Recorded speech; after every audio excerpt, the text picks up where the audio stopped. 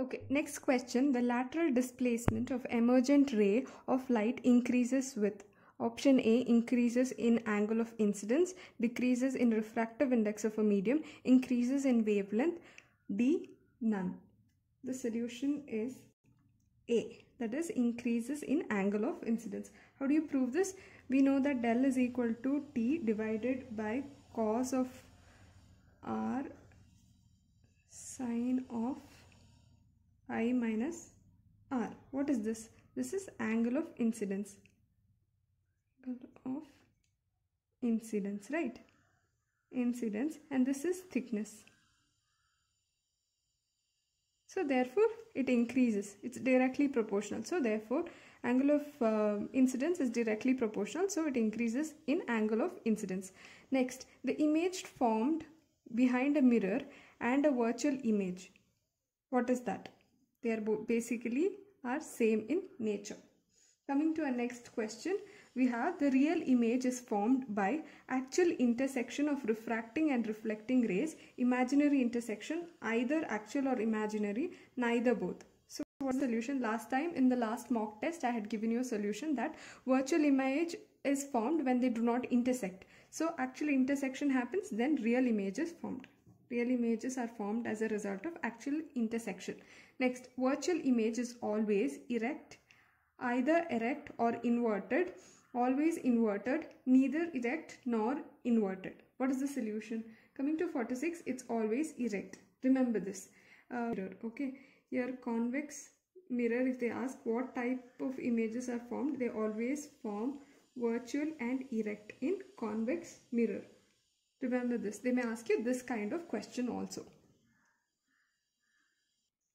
Next question. A simple microscope has two convex lens, two concave and concave lens. It always has one convex lens. Also remember that in your compound microscope, you have two types of microscope, right? Compound microscope and simple microscope. In compound microscope, they use a combination of lenses.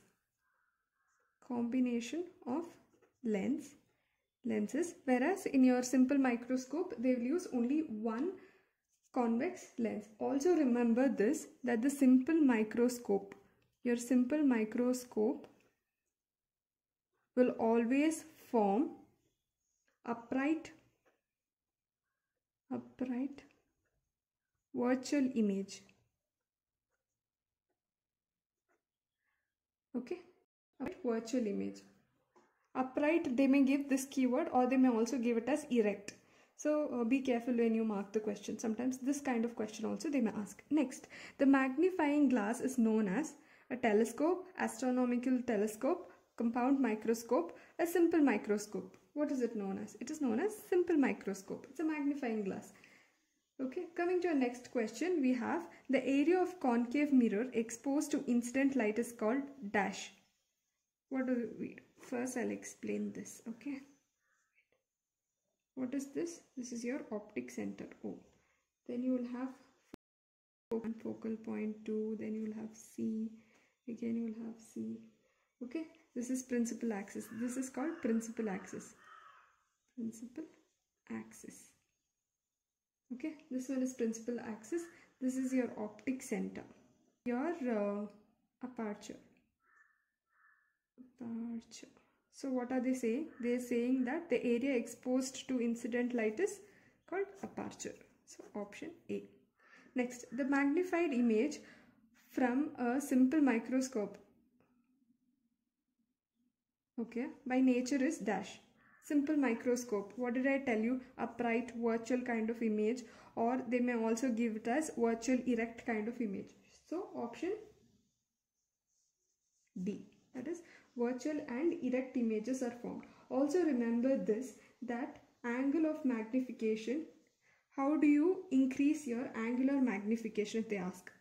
Angular magnification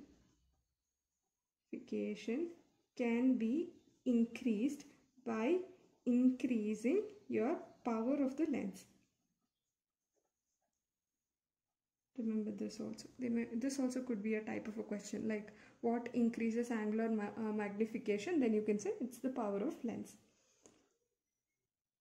Coming to our next question, the magnifying glass forms real image, virtual image, both A and B, neither A nor B.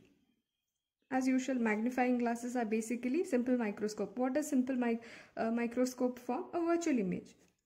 Okay. Next, also remember this.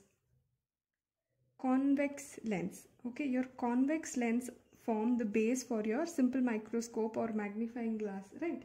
So they will always form a magnified, erect, virtual image of the object. Okay, coming to our next question, we have, when a ray of light passes from denser to a rarer medium, some part of the light gets dashed into the denser medium. What is it? It gets reflected. Next, the apparent depth of an object lying in a denser medium is always dashed than the real depth.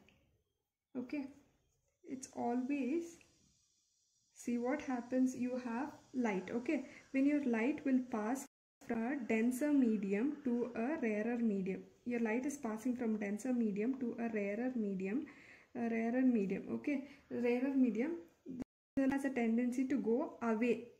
As I told, A is nothing but away. Because of this, it will appear raised. So option D, it will appear less. So when you stand near a lake or something, you'll feel that the depth is very less. That is because of the same phenomena. Okay. Next, what is the formula for spherical mirrors for object of distance P and distance Q? We already know the spherical mirror formula is 1 by F is equal to 1 by P plus 1 by U. What is this? This is your image distance. This one is your object distance, right? So when you substitute, you will get 1 by F is equal to 1 by, what's your image? They have given you image as Q and your object as P. So you will have 1 by Q plus 1 by P. 1 by P. So where do you find this kind of solution? There's some error in this problem. Both are the solution, right? 1 by P plus, maybe there is something missing out. Actually, this was supposed to be 10. So this is not the solution. This is the solution. That is 1 by P plus 1 by Q is equal to 1 by F. Same thing. This we have proved. Okay. In terms of R, that is, we know that F is equal to R by 2. This is radius of curvature, right? So the same equation becomes what? It becomes 2 by R is equal to 1 by Q plus 1 by P. In terms of radius of curvature, if they ask, you're supposed to solve it like this. Okay. Okay, coming to our next question, a manufacturer uses concave lens instead of convex lens in a magnifying glass by mistake. What will the effect be? Option A, images will be blurred, images will be clearer, images will be diminished, images will be further magnified. The answer is diminished. Concave lens will form virtual, erect, diminished images, right? Your images will be diminished. Coming to our next, UV is greater than UR, indicates that. This is refractive index symbol. So for violet, it is greater than that of red. What does it indicate? It indicates that the shift is more. Your shift is more for violet color. Also remember that the critical for violet color, because your refractive index is greater, your critical angle will be minimum. Critical angle is minimum. Okay, remember this. Because your refractive index is more, this implies that your critical angle is minimum. And also remember that you can the shift can increase with increase in thickness. Coming to our next question. Which has larger chromatic aberration? Crown glass lens, flint glass lens, both insufficient information. It's always flint glass. flint glass will have a larger chromatic aberration, and your lower chromatic aberration is for crown glass. Okay, remember this.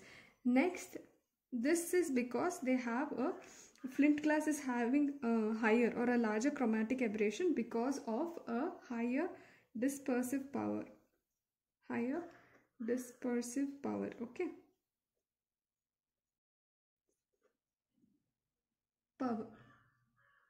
And also remember that chromatic aberration, your chromatic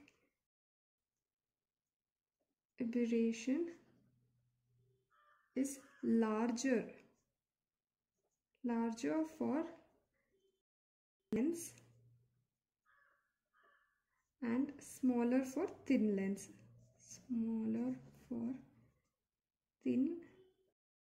Okay, remember this. This also could be a form of a question. Coming to our next question, we have the radius of curvature of convex lens is 40 centimeter for each surfaces. Okay, the refractive index is 1.5. The local length will be. They're basically asking you.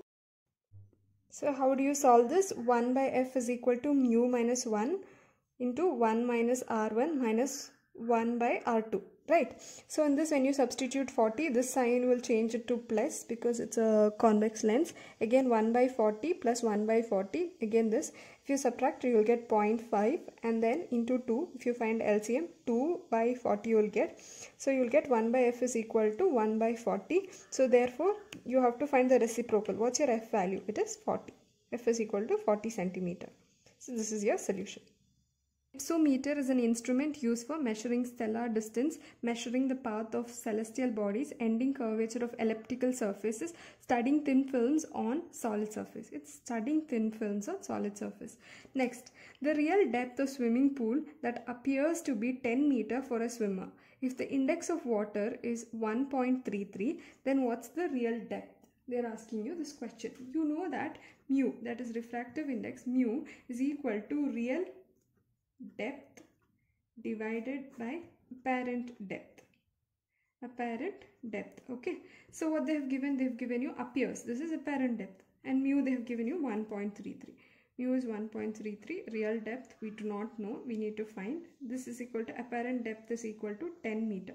So when you cross multiply, your real depth is equal to 1.33 into 10 meters. Okay, that is equal to 13.3 meter. This is the option D is your solution. Next, if the magnification of a body of size 1 meter is 2, what is the size of the image? What is the magnification formula? We know that magnification is equal to height of your image divided by height of your object. They're asking you height of the image. This they have given you. That is magnification is 2. Height of the image I do not know. We need to find. Height of object is 1 meter. So when you cross multiply, your height of your image will be equal to 2 meter. So option D is your solution.